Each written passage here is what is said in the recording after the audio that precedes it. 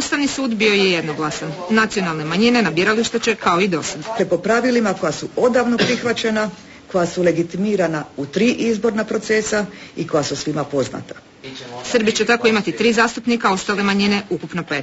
Nema zajamčenih mjesta i nema dvostrukog prava glasa. Izborni eksperiment, koji se javno najčešće nazivao političkom trgovinom, nije uspio. Čini se da zakonodavac nije imao u vidu da postoji ustavna zabrana da se unutar općeg izbornog sustava bilo kojoj manjini unaprijed osigurava određeni broj zastupničkih mjesta.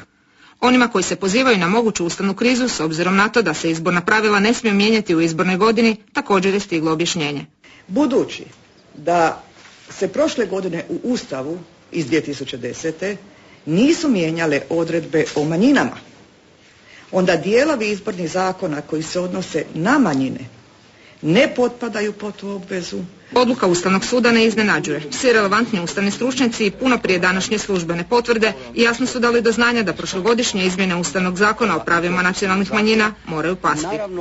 I to zapravo najbolje pokazuje koliko je loše kada takve iznimno važne zakone donosimo bez rasprave, u nekoliko sati, u kratkom postupku, iz određenih političkih razloga koji se na kraju pokazuje nisu bili ustavno-pravno utemeljeni. U GONG-u, koji je zbog spornih izmjena podnio ustavnu tužbu, zadovoljni su današnjom odlukom suda, iako je ona, tvrde, mogla biti donesena i prije.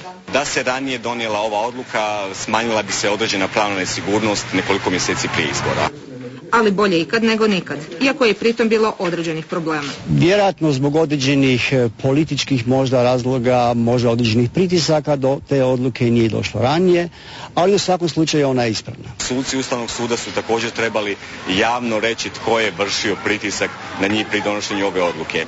Ali nisu rekli, kako tad, tako ni danas.